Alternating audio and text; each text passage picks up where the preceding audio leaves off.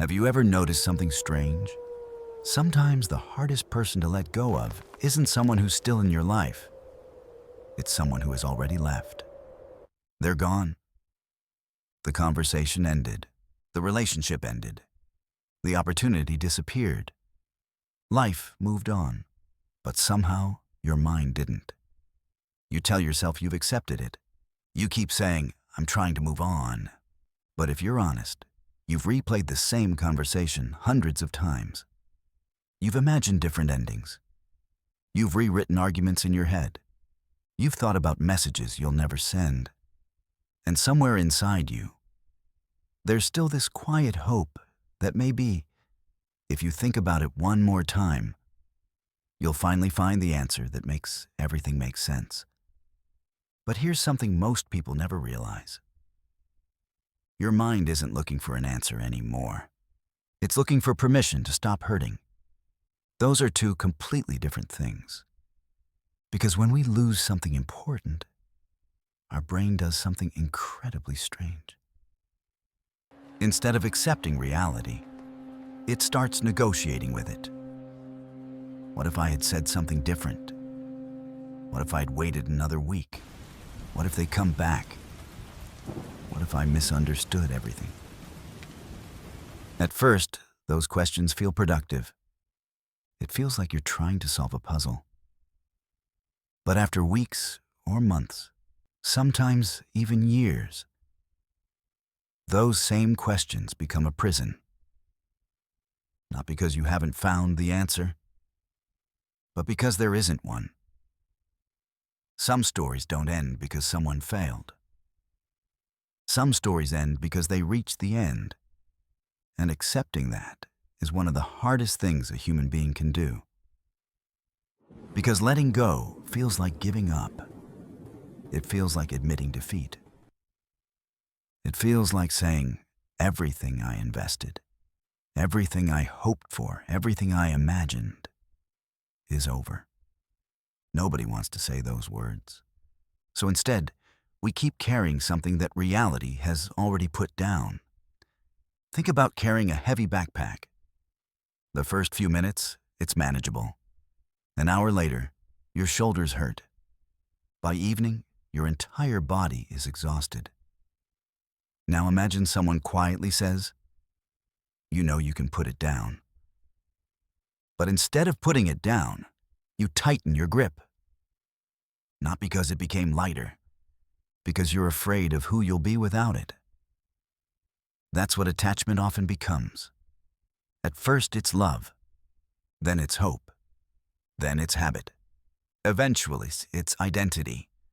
And that's the dangerous part. Because once something becomes part of your identity, letting go no longer feels like losing them. It feels like losing yourself. That's why people stay attached to relationships that ended years ago. Jobs they secretly hated. Dreams that no longer fit who they've become. Versions of themselves that don't even exist anymore. Not because those things are still alive, but because their identity never caught up to reality. And maybe you've experienced this without realizing it. Have you ever cleaned your room, found something that reminded you of someone, and suddenly your entire mood changed? Nothing actually happened. They didn't call you. They didn't come back. The only thing that changed was a memory. That's how powerful attachment is. It convinces your body that a memory is happening in the present. And once that happens, you stop living in today's reality. You start living inside yesterday's.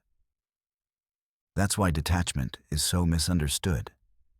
People think detachment means becoming cold, acting like nothing mattered, pretending you never cared, deleting every photo, blocking every account, throwing away every reminder, as if erasing the evidence will erase the feeling. But have you noticed something? Sometimes, the harder you try not to think about someone, the more you think about them. It's almost funny. You tell yourself, "I'm not going to check their profile anymore." And somehow, that's exactly what you end up doing. Why? Because your attention is still revolving around them.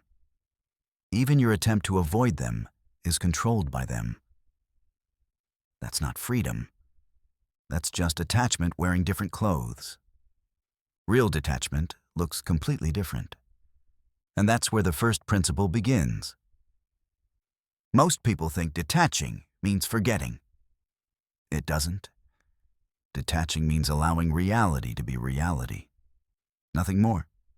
Nothing less. You don't need to rewrite history. You don't need to convince yourself they were a terrible person if they weren't. You don't need to pretend you never loved them. You don't need to erase every happy memory. Because memories aren't the problem. Your relationship with those memories is. Think about your childhood. There are probably people you haven't seen in years. Teachers, neighbors, old classmates.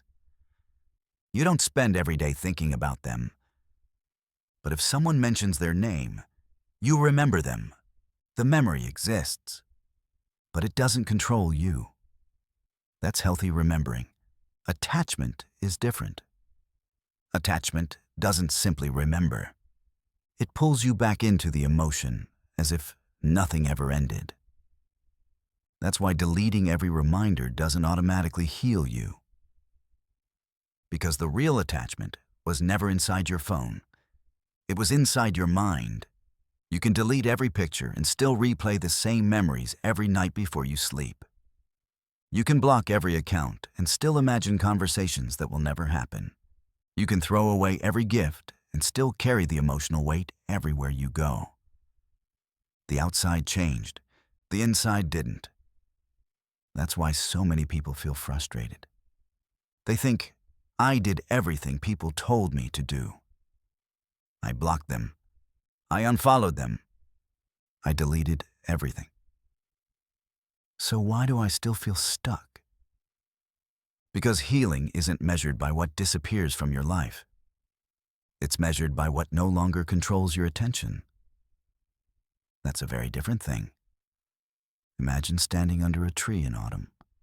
One leaf falls, then another, then another. Does the tree chase them? Does it panic? Does it try to glue them back onto its branches? No. Because the tree understands something that we often forget.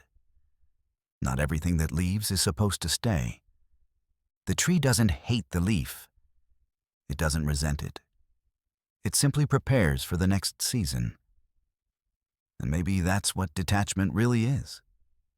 Not pretending nothing mattered, not pretending it didn't hurt, but accepting that seasons change, whether we're emotionally ready or not. The hardest part is that nobody can do this for you. No friend, no therapist, no motivational quote. At some point, you have to stop arguing with reality, because reality always wins. The strange thing about acceptance is that people often mistake it for agreement. They think accepting something means saying it was okay. It doesn't. You can accept that someone hurt you without saying what they did was right. You can accept that a relationship ended without believing it should have. You can accept that life became different without pretending you wanted it to. Acceptance isn't approval. It's simply refusing to argue with facts you can't change. And that changes everything. Because every ounce of energy you spend fighting reality is energy you can't spend building your future. Think about how many conversations you've replayed in your head. How many imaginary arguments you've won. How many explanations you've rehearsed. How many nights you've spent wondering whether they ever think about you. Now ask yourself something uncomfortable. Has any of that changed what happened? Probably not. It only changed how exhausted you became. Sometimes we confuse emotional effort with emotional progress. We think, I'm thinking about it every day, so I must be healing. But thinking isn't always healing. Sometimes it's just rehearsing the same pain from a different angle. Imagine watching the same movie every single night. At first, you notice new details. The second time, you notice even more. But after the 100th time, you're not learning anything new. You're just repeating something you already know. That's what the mind does after a loss. It keeps replaying the same scenes, hoping they'll end differently. But movies don't change because you watch them again. Neither does the past. Once I understood that, something else became impossible to ignore. Most of us aren't actually holding on to another person. We're holding on to a version of the future we imagined with them. Think about that for a second. When someone leaves, you don't only lose who they were. You lose birthdays that never happened, trips you never took, conversations you'll never have, a future your mind quietly built without asking reality if it would ever exist. That's why letting go feels so painful. You're grieving something that technically never happened. You're mourning possibilities. And that's incredibly difficult because possibilities have no ending. Reality ends. Possibilities don't. Your imagination can keep creating new versions forever. What if we had met later? What if they changed? What if I waited longer? What if I wasn't so emotional? What if this was just bad timing? Every new possibility feels like hope. But sometimes, hope becomes another way of postponing acceptance. And that's where the second principle quietly enters. Because once you stop trying to erase the past, you usually start trying to hold on to it. Maybe not physically, but emotionally. You keep checking whether they're happier without you. You secretly hope they'll regret leaving. You wonder if they'll ever come back. Not because it would solve everything, but because it would prove you weren't forgotten. There's something deeply human about wanting proof that we mattered. But here's the difficult truth. Your grip cannot change what already belongs to the past. Think about holding a handful of sand. The harder you squeeze, the faster it slips through your fingers. Life works in surprisingly similar ways. The tighter we try to hold people, the more pressure they feel. The tighter we hold old identities, the harder it becomes to grow. The tighter we hold old dreams, the less space we leave for new ones. It's strange. We call it holding on. But most of the time, it's fear wearing the mask of love. Fear of being alone. Fear of starting over. Fear that nothing this meaningful will ever happen again. So instead of facing those fears, we grip even tighter. Have you ever noticed how difficult it is to unclench your fist after holding something tightly for a long time? Your muscles almost forget how to relax. The mind works the same way. If you've spent months or years holding on to one person, one memory, or one version of your life, letting go won't feel natural. It will feel wrong. Not because it is wrong, because you've trained your mind to believe that holding on equals safety. But safety and familiarity aren't always the same thing. That's one of the biggest illusions we live with. We mistake familiar pain for safe pain. At least we know how this pain feels. At least we know what to expect. Starting over? That's uncertain. Meeting new people? Uncertain. Trusting again? Uncertain. And the brain hates uncertainty. It would often rather choose familiar discomfort than unfamiliar freedom. That's why people stay in relationships that slowly destroy them. That's why people remain in jobs that drain them every single day. That's why some people spend years wishing for a past they never actually enjoyed while they were living it. Not because staying hurts less, because it's predictable. Your brain evolved to keep you alive, not necessarily to make you happy. Predictability once kept human beings alive. Thousands of years ago, knowing where danger existed was safer than exploring the unknown. That instinct still exists today. Only now, instead of avoiding wild animals, your brain avoids emotional uncertainty. It whispers, stay where it's familiar, even when familiar is breaking your heart. So the question becomes, how do you know whether you're holding on because something is right for you or because it's simply familiar? Here's one way to tell. If your effort is focused entirely on changing another person, you're probably holding on. If every day begins with wondering what they're thinking, what they're feeling, whether they've moved on, whether they miss you, your emotional life is no longer centered around you. It's revolving around someone else. That's not love anymore. That's dependence. And dependence always feels urgent. Love doesn't. Dependence needs answers today. It needs reassurance today. It needs certainty today. Love is different. Love can exist even when control doesn't. You can wish them well without needing them to stay. You can miss someone without making your entire future depend on whether they return. That's one of the hardest emotional skills any person will ever learn.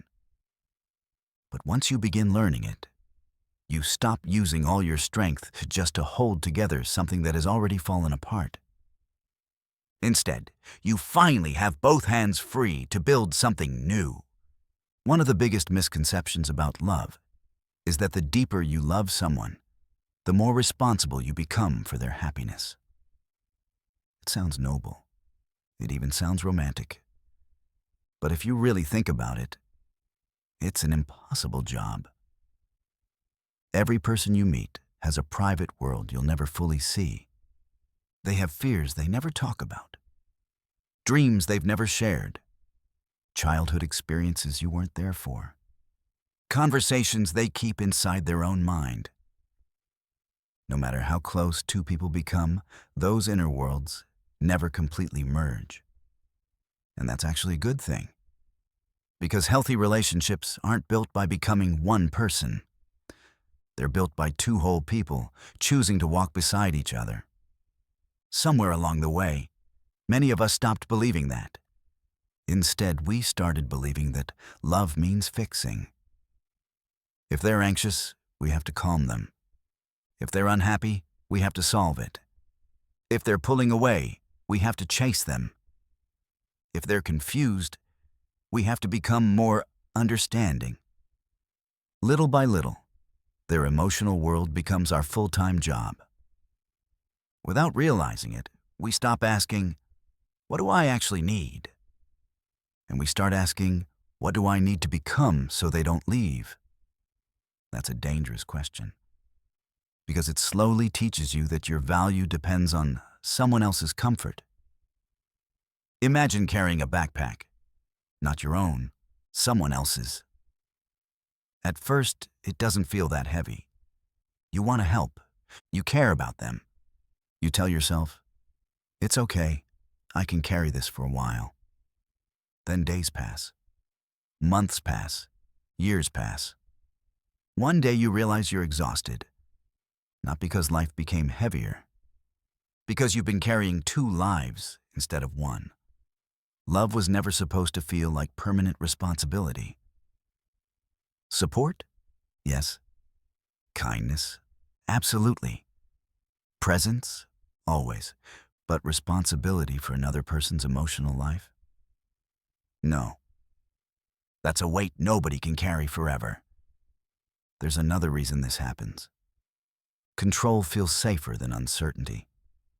If I know where they are, I'll feel calmer. If I know what they're thinking, I'll stop worrying. If I can predict their mood, I'll finally relax. Notice what's happening. None of those thoughts are actually about love. They're about anxiety. Anxiety desperately wants certainty. Love doesn't require certainty. Love requires trust. Those are completely different things. Trust says, I hope this works. Control says, I need to make sure it works. One creates peace. The other creates exhaustion. You'll notice something interesting if you've ever tried to control an outcome. The more you push, the less natural everything becomes. Conversations become interviews. Affection becomes reassurance. Silence becomes panic. A delayed reply becomes a mystery to solve. Before long, you're no longer enjoying the relationship. You're managing it. That isn't connection. That's survival mode. And survival mode is incredibly convincing. It makes ordinary moments feel like emergencies. One short message can ruin your entire day. One change in someone's tone feels like disaster. One canceled plan becomes proof they're losing interest. Your nervous system stops responding to reality. It starts responding to fear. And fear has a habit of filling in blank spaces with worst-case stories. Maybe you've experienced this. Someone takes longer than usual to reply. Within 5 minutes, your brain starts writing an entire movie. They're upset. They've changed. I must have done something. They don't care anymore. An hour later, they reply. That's why learning to pause is one of the most underrated emotional skills you'll ever develop. Not because every fear is irrational, sometimes your instincts are right, but because reacting before you understand the situation usually creates more damage than the situation itself. A pause gives reality a chance to arrive before your imagination finishes writing the story. And that brings us to something I wish more people understood much earlier in life. Most emotional pain isn't created by events alone. It's created by the meaning we attach to those events. Two people can experience the exact same breakup. One spends the next year believing, "I'll never be enough." The other eventually thinks, "It hurt, but we wanted different futures." Same ending, different meaning, different life. Your mind is always trying to explain what happened. The explanation you choose matters more than you realize. If every ending becomes proof that you're broken, you'll start expecting rejection before people even know you. But if endings become information, you become curious instead of ashamed. Instead of asking, "What's wrong with me?" you begin asking, "What can this teach me?" Those are two completely different lives. Because shame keeps you looking backward. Curiosity quietly moves you forward. And once that shift happens, something else starts changing too. You stop trying to rescue every ending. You stop believing every goodbye needs another conversation. You stop assuming closure has to come from another person. Sometimes, closure is simply the moment you stop demanding a different past. And surprisingly, that's where real freedom begins.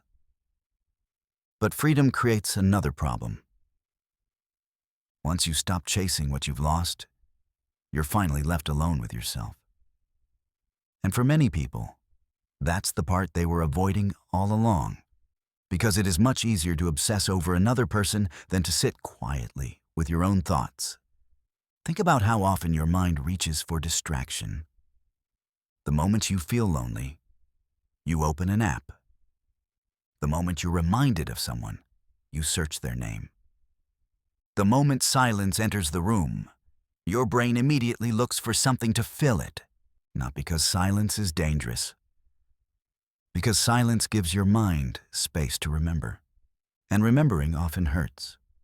So we stay busy, we scroll, we replay conversations, we imagine impossible futures. Anything except sitting with what we actually feel. But here's something important. An emotion that is fully felt usually becomes easier to process. An emotion that is constantly avoided can keep demanding attention. And postponed emotions often ask to be felt later. Healing isn't pushing emotions away. It's allowing yourself to experience them without turning them into your identity. Every emotion has information. Sadness slows you down. Fear tries to protect you. Anger can tell you a boundary was crossed. The problem isn't that we feel these emotions. The problem is that we build a house inside them. We start believing, this sadness is who I am. This anxiety is my personality.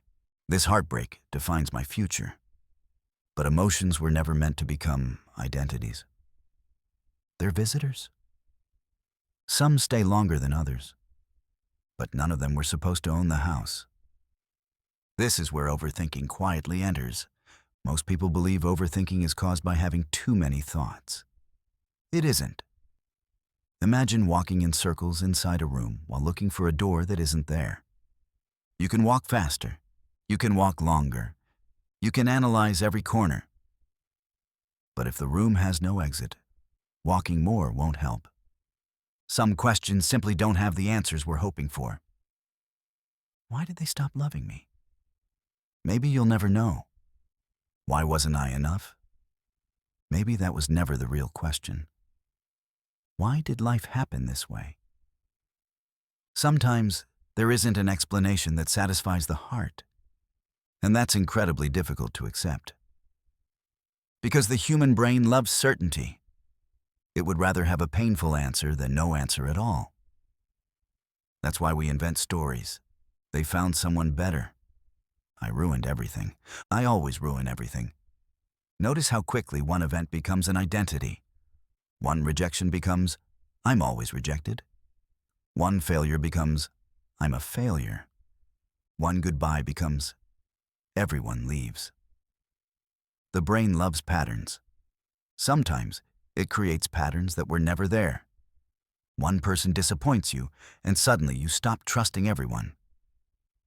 One opportunity doesn't work, and suddenly you believe success isn't meant for you. One painful ending, and your mind quietly starts expecting the next one. Not because it's true, because certainty feels safer than hope. This is why awareness changes everything. You don't have to believe every sentence your mind creates. Your thoughts are not facts. They're interpretations. Some are useful. Some are completely wrong. Think about the last time you misunderstood someone's text message. Not every feeling is a fact. Not every fear is a prediction. Not every memory deserves another hour of your attention. Sometimes the healthiest thing you can do is simply notice the thought without inviting it to stay. That's a skill. And like every skill, it becomes stronger with practice. The goal isn't to stop thinking. No human being can do that. The goal is to stop treating every thought like an emergency. Because the moment every thought becomes urgent, your mind never gets to rest.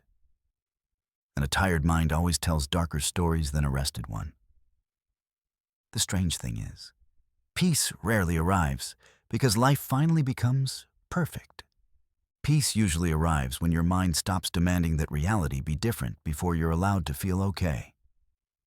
That changes everything, because now your happiness isn't waiting for someone to text you, or apologize, or come back, or finally understand what they lost. Your peace slowly returns to where it always belonged, inside your own choices. And that's where your life quietly begins to change. Because in the end, your life is not shaped by the biggest moments. It's shaped by the smallest decisions, repeated over and over again. Think about it. Nobody wakes up one morning completely confident. Nobody suddenly becomes emotionally free overnight. Nobody breaks years of attachment in a single afternoon. It happens much more quietly than that. One moment, you decide not to check your phone. Another moment, you decide not to replay that conversation again. One day you notice their name, and for the first time, your heart doesn't race the way it used to. Nothing dramatic happened. You simply became a different person, one small decision at a time. We often underestimate how powerful repeated choices really are. People think transformation feels explosive.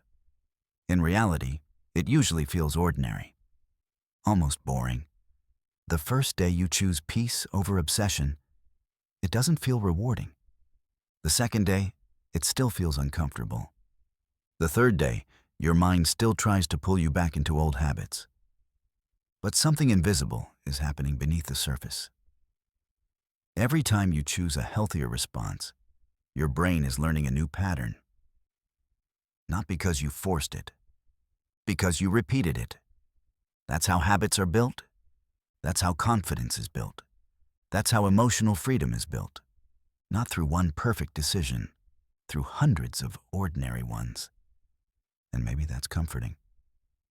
Because it means you don't have to fix your whole life today. You don't have to become fearless before moving forward. You don't have to stop missing someone before living again. You only have to make the next healthy decision. Then another. Then another. People often ask, when will I know I've finally moved on? The answer usually surprises them. You won't wake up one morning with a magical feeling. Instead, one ordinary Tuesday, you'll realize you haven't thought about them all day. A song that once broke, you will simply become another song. A place that once felt impossible to visit will become just another street. A memory that once controlled your entire week will pass through your mind and quietly leave. Not because you forced yourself to forget, because your life became bigger than the memory. That's what healing really looks like. Not forgetting. Outgrowing. There's an important difference. You don't erase old chapters from a book.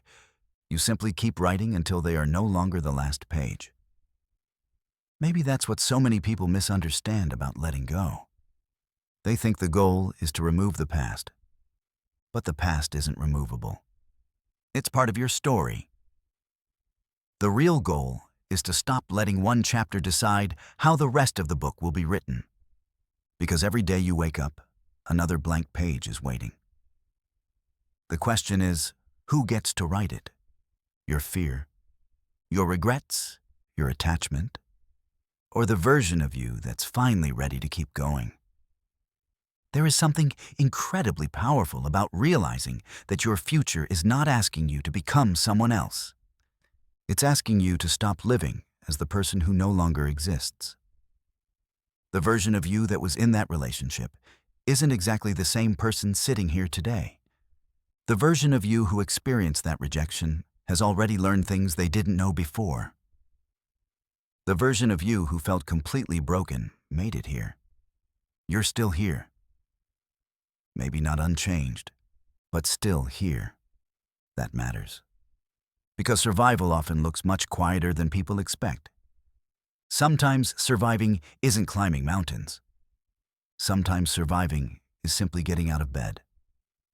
Answering one message, going for one walk, laughing once after believing you never would again.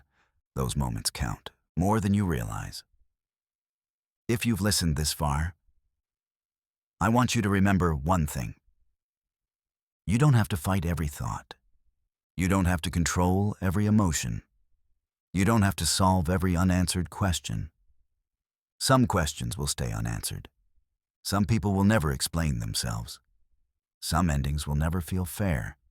And yet, your life can still be beautiful. Not because everything worked out, but because you decided that one painful chapter would not become the title of your entire story. That is what clean detachment really is. It's not becoming cold. It's not pretending you never loved. It's not convincing yourself that none of it mattered. It's having the courage to say, it mattered. It changed me. I'm grateful for what was real. And I'm willing to let life continue. Because the strongest people are not the ones who never become attached.